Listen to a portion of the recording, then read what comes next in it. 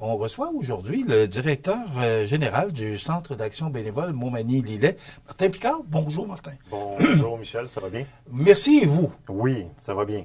Bon, jeudi, c'était le dénouement là, de préparation parce que on soulignait le 45e Oui. anniversaire quand même d'un centre d'action bénévole qui souligne ses 45 ans. On n'aura pas vu ça souvent. Ben, c'est sûr qu'on est un organisme quand même avec de l'âge, de l'expérience, j'ai envie de dire ça comme ça, qui est implanté à Montmagny depuis quand même plusieurs années. Les gens le connaissaient sous le nom du CECB avant, le Centre d'entraide communautaire bénévole de Montmagny.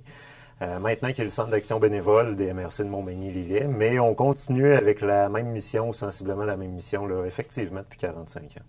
Alors, jeudi, j'étais là Oui. d'ailleurs, il y avait quand même salle comble, c'est à la Vigie de Saint-Jean-Port-Joli. Marthe Laverdière, qui est humoriste, était là. C'est une petite récompense qu'on faisait aussi aux gens qui contribuent à la communauté là, par leur bénévolat. Oui, bien, tout au long de l'année, on cherche quand même à reconnaître l'effort que nos bénévoles font, à être là pour eux, pour leur dire merci, mais le point culminant à chaque année, effectivement, c'est la soirée reconnaissance pour l'ensemble de nos bénévoles. Donc, depuis les dernières années, on a pris l'habitude quand même d'offrir une conférence, de partager un souper avec nos bénévoles pour leur dire merci aussi, faire tirer des prix de présence, puis avoir en même temps l'accompagnement de nos partenaires financiers qui sont là aussi pour récompenser nos bénévoles. Comme vous le dites, on avait Marthe Laverdière cette année avec nous, 150 personnes qui étaient présentes, c'est quand même pas rien. Au total, là, l'organisation, incluant les bénévoles, les employés, certains travailleurs autonomes, on frôle le 200 personnes. Donc, on est quand même une grosse organisation. Mais le cœur de l'organisation pour plusieurs services, effectivement, ce sont les bénévoles. Donc, c'était important de leur dire merci à cette occasion-là. Bon, Martin, justement, c'est 45 ans. Et Oui. si ça fait 45 ans, c'est parce que, on le dit, Centre d'action bénévole, c'est grâce à nos bénévoles. Et c'est un point que je voulais discuter avec toi ce matin, avec vous ce matin, pardon. Oui. Euh, euh, comment ça va au niveau des bénévoles? Parce qu'il bon, il y avait 150 personnes réunies.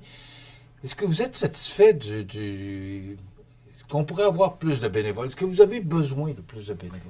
On a toujours besoin de plus de bénévoles. Est-ce qu'on est satisfait? J'ai envie de dire entièrement satisfait. Dans le sens où est-ce que les bénévoles font un travail, parce que c'est quasiment un travail qui est essentiel, qui est majeur. On leur demande beaucoup de temps. Donc, on est entièrement satisfait de ce qu'ils font. Ça, c'est sûr et certain. On pourrait en avoir plus parce qu'il y a toujours des nouveaux services qui se greffent à notre mission. Et ben, c'est sûr qu'il y a des bénévoles qui décident de quitter pour différentes raisons. Dans certains cas, c'est des occupations, un travail qui ne permet plus. Dans d'autres cas, c'est l'âge. On prend une retraite du bénévolat, même après avoir pris la retraite du travail. Mais on a toujours besoin de nouveaux bénévoles pour les nouvelles aventures qu'on va vivre et parce qu'on se projette toujours vers l'avant, donc on essaye toujours d'entrevoir ce qui peut s'en venir comme mission potentielle ou comme service potentiel et puis on est toujours à refaire à ce moment-là nos listes de bénévoles. Bon, puis avec plein de respect, je remarquais jeudi que, bon, c'est beaucoup des personnes à la retraite, beaucoup des personnes âgées qui font du bénévolat. Est-ce que c'est plus difficile de chercher les jeunes? C'est une question où j'ai envie de dire oui puis j'ai envie de dire non. Encore une fois, la réponse n'est pas claire comme ça. Ça dépend de ce qu'on leur offre comme bénévolat. C'est sûr que si je vous dis que vous allez faire du bénévolat entre 9 et 5, la plupart du monde travaille. Donc, c'est sûr qu'on ne pourra pas avoir de personnes qui sont en emploi. Par contre, on a vu dans certains cas, les gens, pour une raison ou pour une autre, sont en requestionnement dans leur carrière, ils prennent une petite pause professionnelle, décident de faire du bénévolat pour voir si c'est ce qui les intéresse. Ou dans certains cas, on a des offres ponctuelles de bénévolat. Puis, à d'autres moments aussi, on pourrait avoir des personnes qui sont en emploi, mais avec des occasions, donc le week-end. Fait que c'est encore une possibilité. Oui, dans l'offre actuelle du Centre d'action bénévole, c'est plus facile pour les personnes aînées parce que la majeure de notre bénévolat, c'est l'accompagnement transport aux rendez-vous médicaux ou les cliniques d'impôt et majoritairement, ça se fait la semaine. On a des plages horaires qui sont comme ça, veut pas, mais on a toujours besoin le week-end. Une personne nous dirait, moi, je peux faire de l'accompagnement transport un samedi sur deux et on va le prendre. Puis ça n'a pas besoin d'être encore une fois un service qui est offert pendant des heures et des heures. Des fois, juste une heure, on en a besoin et puis c'est apprécié de notre côté. Bon, c'est important, vous le mentionnez, c'est selon la disponibilité de la personne. Il n'y a Toujours. rien d'imposé. Là. Vous jasez avec la personne et selon ses disponibilités, ben, vous allez lui donner quelques tâches. Exactement. C'est sûr que la demande C'est est simple forte. puis c'est facile. Là.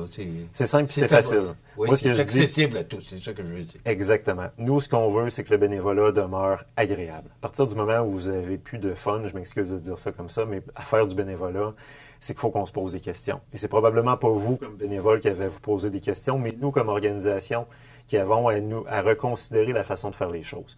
Parce que si on vous impose des tâches qui sont désagréables, ben on vous gardera pas avec nous très, très longtemps. Donc, nous, notre devoir, c'est de vous rendre la vie agréable quand vous faites votre bénévolat. C'est important ce que vous avez dit là, que ce soit agréable. Oui, toujours. C'est ce qu'il faut retenir. L'intégration du service de Popote roulante et partenariat avec la Coop UGA de Montmagny, qu'en est-il? Oui, tout à fait. Ben, il y avait un organisme aussi qui avait plusieurs années d'expérience là avec elle, la Tournée des Marmitons, qui était la popote roulante de la ville de Montmagny, qui tenait ça à bout de bras. C'était une gang de bénévoles depuis des années qui offrait le service. Le conseil d'administration se renouvelait, mais grosso modo, on travaillait à peu près avec 30 à 36 bénévoles, 38 bénévoles, selon les chiffres que je voyais dans les dernières années. Là, dans les C'est ça, il allait faire la fait... nourriture à l'hôpital à Montmagny, il mettait ça dans des plats, puis après ça, il partait pour une tournée de livraison 2 fois par semaine. Donc, on avait des gens qui allaient faire du bénévolat comme ça. Mais comme vous le dites, c'est pas nécessairement facile. Et là où on n'a plus de plaisir à un moment donné à faire son bénévolat, je fais le lien avec ce qu'on se disait avant, c'est des fois dans les tâches administratives, dans l'organisation, dans la structure de tout ça. Et je pense que de plus en plus, ça devenait complexe et peut-être difficile à être porté uniquement par des bénévoles. Donc, la tournée des Marmitons s'est tournée vers nous pour vérifier c'était quoi les possibilités d'accompagnement. Puis c'est bien important de le dire, nous, on ne va pas prendre le service à personne. C'est de l'action communautaire autonome. C'est important que ça le demeure aussi, mais on est quand même là pour accompagner les organisations qui offrent des services uniquement par des bénévoles. Donc, on a travaillé avec eux pendant 1 an pour voir comment on pourrait faire pour supporter leur mission. Et le CA de la Tournée des Marmitons, on est venu à la conclusion que la meilleure chose pour eux, ce serait de nous donner le service, autrement dit, d'intégrer ce service de popote roulante-là au service du Centre d'action bénévole. Et puis, ailleurs au Québec, il y a plusieurs centres d'action bénévole qui offrent déjà ce service-là. Donc, ça venait à peu près un automatisme de le faire comme ça. C'est un mariage qui est bien réussi. On a présenté une proposition d'intégration du service à la majorité des membres de la Tournée des Marmitons et au conseil d'administration. Unanimement, les gens ont été très, très heureux de la proposition qu'on a faite. On veut prendre soin de ces gens-là qui ont tenu le service. Ils abandonnent pas rien. Ils s'assurent de prendre une bonne décision, en fait, pour que ça continue à long terme, la popote roulante. Et c'est vraiment dans cette optique-là que ça a été fait. C'est vraiment une décision qui a été réfléchie et la meilleure décision qui pouvait être prise à ce moment-ci pour la survie du service à long terme. Parce que ce qu'on veut, c'est, en bout de ligne, nourrir des gens qui n'ont pas accès à une offre alimentaire de qualité. Et puis, je le disais tantôt, les bénévoles, autrefois, ils allaient à l'hôpital de Montmagny pour concocter les plats. Le partenariat est avec la cafétéria. Maintenant, nous, de notre côté, dans le but de développer le service, on s'est affilié avec Coop Montmagny, le IGA, pour offrir des plats aux bénéficiaires du service. Et puis, c'est un partenariat qui est gagnant. Ça fait 1 mois qu'on a repris le service, à peu près 1 mois et demi, pour voir comment ça allait. Et puis maintenant, je peux vous dire là, qu'on est solide et on pense à l'avenir. Puis on veut en profiter aussi en même temps pour féliciter et remercier les gens qui ont tenu le service de popote roulante à Montmagny à bout de bras pendant des années. Est-ce que c'est le même fonctionnement ou est-ce que c'est différent? Ou... Même fonctionnement, je vous dirais, on essaye de ne pas changer la formule gagnante. C'est pas que le service était pas bon, c'est pas que l'organisation était pas bonne, c'est vraiment, on garde le service comme il était. On a changé le fournisseur alimentaire. Le numéro de téléphone a changé, bien entendu. Les gens appellent au centre d'action bénévole 248-7242 dans le 88. Ils vont être dirigés par la boîte vocale. Il y a quelqu'un qui prend les commandes et puis on fait la livraison. C'est sûr que pour avoir accès au service, il faut faire une inscription. Il y a des critères à ce moment-là. Mais on ne change pas la formule qui était excellente. Est-ce que ça nous permet de servir plus de monde? Éventuellement, c'est ce qu'on veut. On veut servir c'est plus ça de l'objectif. monde. On sait que les besoins alimentaires sont énormes. Puis nous, c'est sûr qu'en réduisant le temps de bénévolat pour la mise en plat de la nourriture, ça nous permet d'offrir plus de temps de bénévolat pour la livraison. Parce qu'on arrive chez IGA maintenant, ils sont incroyables de leur côté chez IGA de le faire. La nourriture est dans des plats, dans les sacs de transport, c'est prêt à partir. Donc, les bénévoles sauvent jusqu'à 1 heure de temps de travail. Et puis, quand ils arrivent, ils ont juste à mettre le sac dans l'auto et partir faire la tournée. Fait que c'est sûr qu'à ce moment-là, on vient peut-être de trouver une façon d'offrir un peu plus de repas parce qu'on passe un peu moins de temps à préparer les repas. C'est un choix déchirant de le faire comme ça, mais c'est un choix qui est logique en fonction des besoins actuels. On sait que c'est pas facile pour tout le monde de se nourrir adéquatement. Et puis, on pense pas que ça va l'être encore plus à court ou moyen terme. Puis c'est un facteur clé dans le maintien à domicile des personnes en situation de vulnérabilité, avoir une saine alimentation. Puis quand on n'a pas les moyens de se déplacer pour se nourrir, ben il faut trouver une solution. La popote roulante devient une solution. Et puis nous, de l'intégrer à nos services comme ça, ben c'était tout à fait logique dans le sens où est-ce qu'on est un organisme aîné en soutien à domicile. Donc, c'était directement lié à notre mission.